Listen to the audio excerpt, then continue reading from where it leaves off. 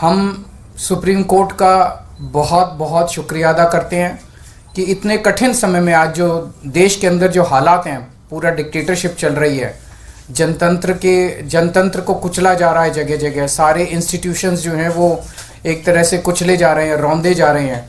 ऐसे में supreme court का ये जो फैसला है ये बहुत मायने रखता है जनतंत्र के लिए, और जनतंत्र को बचाने के लिए ये सुप्रीम कोर्ट का फैसला बहुत अहम है।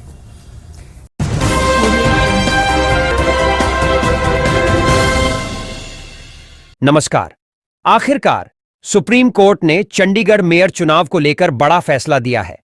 सुप्रीम कोर्ट ने चंडीगढ़ मेयर चुनाव के लिए आम आदमी पार्टी और कांग्रेस के साझा उम्मीदवार कुलदीप कुमार को विजेता घोषित कर दिया है। इस पूरे चुनाव में सबसे ज्यादा चर्चा रिटर्निंग ऑफिसर अनिल मसीह हैं। इस माह में सुप्रीम कोर्ट द्वारा दिए गए 2 फैसलों ने भाजपा के करारा झटका दिया है। चुनावी बांड से अभी तक भाजपा उभर नहीं पाई थी। इसी बीच चंडीगढ़ मेयर चुनाव में धांधली कर भाजपा के कैंडिडेट को जिताने के मंसूबे पर पानी फेर दिया। गौरतलब है कि चंडीगढ़ में मेयर चुनाव के लिए 30 जनवरी को वोटिंग हुई थी। उसमें बीजेपी के मनोज सोनकर को 16 वोट मिले थे। आम आदमी पार्टी और कांग्रेस के साझा उम्मीदवार कुलदीप कुमार को 12 वोट मिले थे। 8 वोट को रिटर्निंग ऑफिसर अनिल मसीह ने अवैध करार दिया था। बकायदा कैमरे में 8 मतपत्रों पर क्रॉस लगाते हुए उनका करतूत कैमरे में कैद हो गया था, जो सुप्रीम कोर्ट के लिए सबसे बड़ा सबूत बना। इस चुनाव के बाद कांग्रेस और आप ने सुप्रीम कोर्ट का रुख किया। चीफ जस्टिस डीवाई चंद्रचूड़ की अगुवाई वाली बेंच ने 5 फरवरी को सुनवाई के दौरान अनिल मसीह पर तीखी टिप्पणी की थी। सुप्रीम कोर्ट ने यहां तक कहा था कि चंडीगढ़ मेयर चुनाव के दौरान जो हुआ उसे लोकतंत्र की हत्या और मजाक बताया था।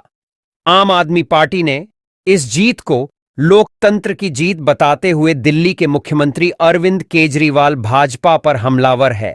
आइए सुनते हैं उन्होंने प्रेस कॉन्फ्रेंस में क्या कहा।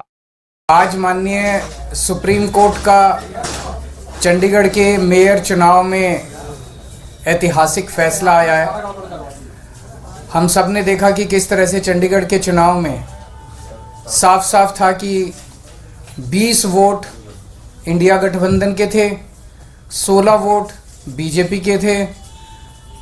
20 में से 8 वोट किस तरह से इंडिया गठबंधन के वोट गलत तरीके से इनवैलिड डिक्लेयर कर दिए गए और इंडिया गठबंधन के कैंडिडेट कुलदीप कुमार को हारा हुआ डिक्लेयर कर दिया गया, बीजेपी के कैंडिडेट को जीता हुआ डिक्लेयर कर दिया गया। मामला जब सुप्रीम कोर्ट में गया तो सुप्रीम कोर्ट ने बहुत जल्दी सुनवाई करके, और आज जो पूरा जो प्रोसेस भी था, किस तरह से माननीय सुप्रीम कोर्ट ने सारे बैलेट पेपर मंगाए अपने पास, बैलेट पेपर खुद देखे और आज रिजल्ट डिक्लेयर कर दिया। ये मुझे लगता है कि भारतीय इतिहास के अंदर शायद पहली बार हुआ है। हम सुप्रीम कोर्ट का बहुत बहुत शुक्रिया अदा करते हैं कि इतने कठिन समय में आज जो देश के अंदर जो हालात हैं, पूरा डिक्टेटरशिप चल रही है, जनतंत्र को कुचला जा रहा है, जगह जगह सारे इंस्टीट्यूशंस जो हैं वो एक तरह से कुचले जा रहे हैं, रौंदे जा रहे हैं। ऐसे में सुप्रीम कोर्ट का ये जो फैसला है ये बहुत मायने रखता है जनतंत्र के लिए, और जनतंत्र को बचाने के लिए ये सुप्रीम कोर्ट का फैसला बहुत अहम है। इंडिया गठबंधन, इसलिए हम सुप्रीम कोर्ट का बहुत बहुत शुक्रिया अदा करते हैं। इंडिया गठबंधन की ये बहुत बड़ी जीत है, पहली जीत है, बहुत बड़ी जीत है और बहुत बड़े मायने रखती है। एक तरह से उन लोगों से छीन के लाए हम लोग ये जीत। उन लोगों ने तो चोरी कर लिया था ये चुनाव, उन लोगों ने तो वोट चोरी कर लिए थे, लेकिन हमने हार नहीं मानी। हम आखिरी समय तक लड़ते रहे, संघर्ष करते रहे और अंत में हमारी जीत हुई। तो ये पूरे देश के लिए, इंडिया गठबंधन के लिए बहुत बड़ी जीत है और बहुत बड़ा संकेत देती है देश को। जो लोग कहते हैं कि बीजेपी को हराया नहीं जा सकता, बीजेपी को हराया जा सकता है, एकता से हराया जा सकता है, अच्छी प्लानिंग और स्ट्रेटजी से हराया जा सकता है और मेहनत से हराया जा सकता है। ये इस चुनाव के नतीजों ने साबित कर दिया। वैसे भाजपा स्थिति को भांपते हुए अपना दूसरा चाल चल चुकी थी, जिसके चलते आपके 3 पार्षदों ने भाजपा ज्वाइन कर लिया है। इससे एक बार फिर आप और कांग्रेस गठबंधन फिर अल्पमत वाली स्थिति में आ जाएगी। वैसे देखना दिलचस्प होगा कि अब गठबंधन क्या रुख अपनाता है। लेकिन इससे यह बात देश को पूरी तरह से समझ में आ गई कि जब कैमरे की निगरानी में इस तरह की धांधली हो सकती है तो बिना कैमरे के क्या नहीं हो सकता है। धन्यवाद।